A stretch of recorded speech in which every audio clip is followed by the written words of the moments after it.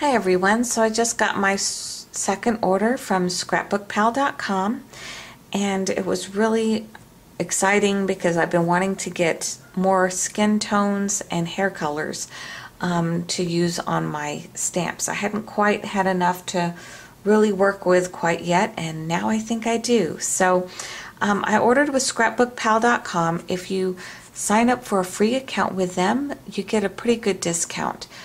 For me, factoring in Texas sales tax and a 40% coupon at Michael's, these are still less. So that's why I went ahead and bought from them. If you have any other suggestions of places you like to find them, I'd be thrilled to hear it. I did miss out on a Groupon deal that was out through like an artist website, and I'm so sad I missed it, but I didn't have the funds then. So you can only do what you can do when you can do it, right? So anyway, I didn't want to just do a haul video. I wanted to show why I ordered the colors I ordered. So that's what I will show today. I've watched several videos on YouTube from smscrapper, as well as My Butterfly Kisses 12, and also another lady, what is her name? Here it is, Suzannejdean. She has a lot of different type of Copic combinations that she recommends. And so these are some different combinations that I found while watching online, and those are the colors that I decided to buy. Now, I know some of these I've reviewed before. I think it was the one for the black hair colors. This is the one that Arlene uses, C3, C5, C7, and C9. So I liked how hers came out, so that's why I went ahead and chose these. Now, I know others use the W's, the warm series, which is fine too. It's just you're going to find that there's different combinations you're going to like better than others, and this was just the particular one that I happened to like for black hair. So I chose that one. And then I also chose some ones for the fair skin tone. So let me show you my case if I can fit it. Here we go. Okay.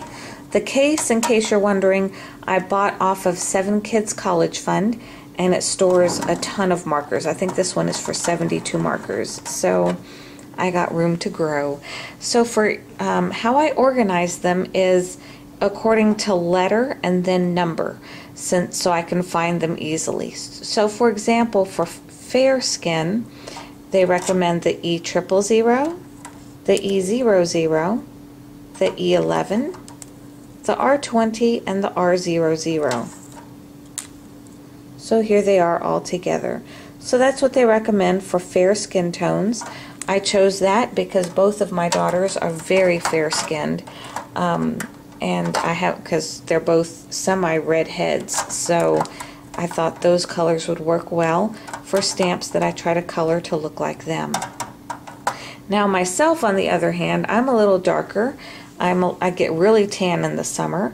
So for the sun-kissed look, they recommend the E13, the E00, the E21, and the R20. So again, that's for like a sun-kissed look, is this combination. And so you can see by having these organized in this number order, that's going to work really well for me when I'm looking off of this list and trying to just pull colors really quickly. Okay, so then I showed you black hair already. So then for like a orangey hair, I put auburn on here, but this one is really more of like a redhead. Is the Y04, the Y18, and the E09. So that's kind of like for an orangey auburn. Not really dark auburn, more of an orangey color. So that one is that. And then there's also a deeper auburn color, which is my youngest daughter. For the brownish darker hair tones along with red, so like a deep auburn color, the colors I've seen several recommend for that is the E15, the E18, the E19, and the E07. So you can see how these would blend really nicely with that light mahogany and the copper to make a nice deep auburn color of hair. So that one's really the truest color to both of my girls, so I can't wait to try out those combinations. Next is like a sandy blonde. Not a true blonde, but like a brownish blonde hair. So that is E25, E50, and E31. Okay, so that they use more of this for the darker brown spots, and then this is really for the lighter sections of the hair. And she does, I think it's Suzannejdean, does a lot of combinations with this just by using more of the dark or less of the dark. You can get so many different shades just by using these 3 colors. So I can't wait to try that out as well.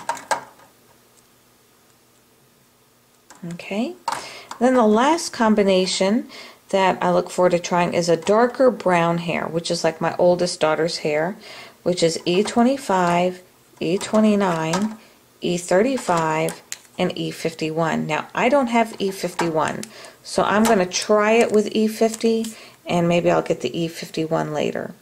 So you can see how that works really well for, it has burnt umber and Caribe cocoa, so those can work really well for a dark brown.